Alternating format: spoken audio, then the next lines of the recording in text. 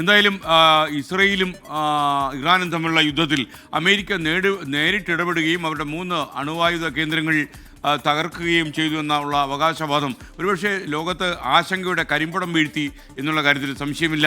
സമാധാനകാംക്ഷികളായ ലോക ജനതയെ ഇത് കടുത്ത മാനസിക അസ്വാസ്ഥ്യമുണ്ടാക്കുമെന്ന കാര്യത്തിൽ സംശയമില്ല. ഡോക്ടർ ജോസഫ് ആൻ്റണി കൂടി നമുക്കൊപ്പം ചേരുകയാണ്. പ്രശസ്ത നയതന്ത്ര വിദഗ്ധനാണ് professor Joseph Antony. Good morning Joseph Antony. ശരിക്കും ഓർക്കാപ്പുറത്ത് നമ്മൾ ഈ പ്രഭാതത്തിൽ സംസാരിക്കുമ്പോൾ ഒരു വലിയ യുദ്ധത്തിലേക്ക് പോലും ലോകം നീങ്ങാൻ സാധ്യതയുള്ള ഒരു സാഹചര്യം ഉരുത്തിരിഞ്ഞിരിക്കുന്നു. പക്ഷേ ബുദ്ധിമാന്മാരായ രാജ്യതന്ത്രജ്ഞന്മാർ ഇതിൽ നിന്നൊക്കെ പിൻവാങ്ങും എന്ന പ്രതീക്ഷയോടെ താങ്കൾക്ക് തുടങ്ങാം. ട്രംപ് ഈ ആക്രമണം നടത്തിയതിനു ശേഷം ഇപ്പോൾ പറഞ്ഞിരിക്കുന്നത് നദാൻസ്, ഇസ്ഫഹാൻ, ഫോർദോ എന്ന് പറയുന്ന ഇറാന്റെ പ്രധാനപ്പെട്ട 3 ആണവ കേന്ദ്രങ്ങളും പൂർണ്ണമായും നശിപ്പിച്ചു, ടോട്ടലി ഒബ്ലിറ്ററേറ്റഡ്, പൂർണ്ണമായും ഇല്ലാതാക്കി എന്നാണ്. അതിന് നമുക്കറിയാം, ഇന്നലെ തൊട്ട് ഈ B-2 വിമാനങ്ങൾ, ഈ ബങ്കർ ബസ്റ്റർ ബോംബുകൾ വഹിക്കുന്ന B-2 വിമാനങ്ങൾ പിന്നെ ഗ്വാം എന്നൊക്കെ പറയുന്ന ഡീഗോ ഗാർഷ്യ ഗ്വാം എന്നൊക്കെ പറയുന്ന മേഖലയിലേക്ക് നീങ്ങുന്ന വാർത്ത ഉണ്ടായിരുന്നു.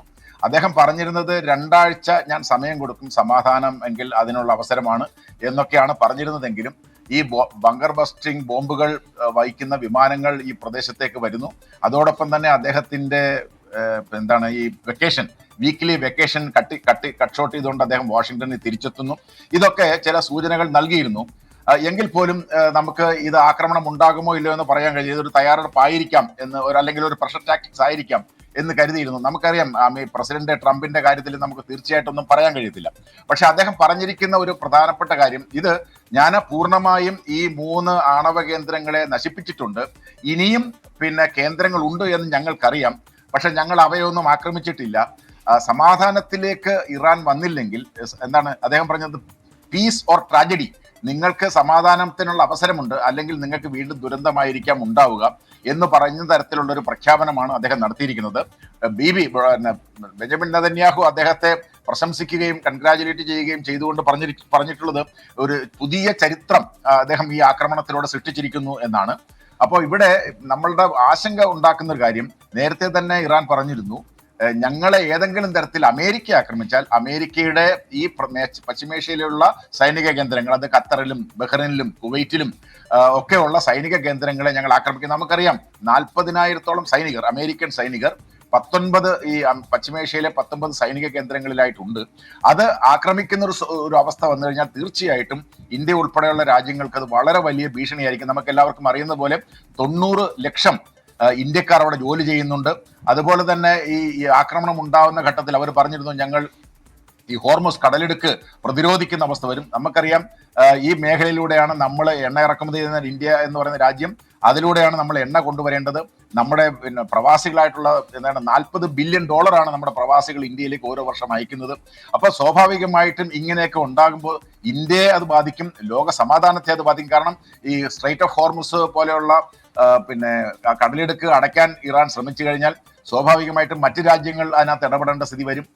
എന്ന് മാത്രമല്ല, ഈ കുവൈറ്റ്, ബഹ്റിൻ, UAE എന്നൊക്കെ പറയുന്നത് GCCയുടെ കീഴിലുള്ള രാജ്യങ്ങളാണ്, സൗദി അറേബ്യയുടെ നേതൃത്വത്തിലുള്ള രാജ്യങ്ങളാണ്. ഇപ്പൊ നിലവിൽ സൗദി അറേബ്യ ഇസ്രായേൽ ഇറാനെ ആക്രമിച്ചപ്പോൾ വളരെ ശക്തമായി ഇസ്രായേലിനെതിരായിട്ട് പ്രതികരിച്ചു. ഞങ്ങളുടെ സഹോദര രാജ്യമായ ഇറാനെതിരെ നടത്തിയ ആക്രമണത്തെ ഞങ്ങൾ തീർച്ചയായിട്ടും അപലപിക്കുന്നു, ഞങ്ങൾ അവരോടൊപ്പം ഉണ്ട് എന്നൊക്കെ പറഞ്ഞു നിൽക്കുന്ന രാജ്യമാണ്. പക്ഷേ ഈ പറഞ്ഞ തരത്തിൽ ഈ GCCയുടെ കീഴിലുള്ള ഗൾഫ് കോപ്പറേഷൻ കൗൺസിലിന്റെ കീഴിലുള്ള രാജ്യങ്ങളെ ആക്രമിക്കുന്ന തരത്തിലേക്ക് ഇറാൻ തിരിഞ്ഞാൽ അത് വേറെ തരത്തിലാവാം.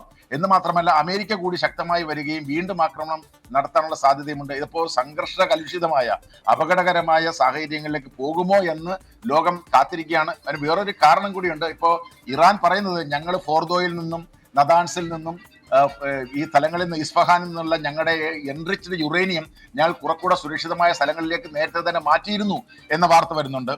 അത് ശരിയാണോ ഇല്ലയോ നമുക്കറിയത്തില്ല. ഈ ആക്രമണത്തിന്റെ ഫലമായിട്ട് ഈ ആണവ വികിരണം ഈ പ്രദേശത്ത് ഉണ്ടാകുമോ എന്നറിയത്തില്ല. അത്തരം കാര്യങ്ങളിലെല്ലാം വാസ്തവത്തിൽ ഉറപ്പ് വരേണ്ടതായിട്ടാണ് എനിക്ക് തോന്നുന്നത്. Okay, thank you Joseph Antony. നമുക്കൊപ്പം പ്രതികരിച്ച പ്രശസ്ത രാഷ്ട്രതന്ത്രജ്ഞനാണ് ജോസഫ് ആന്റണി.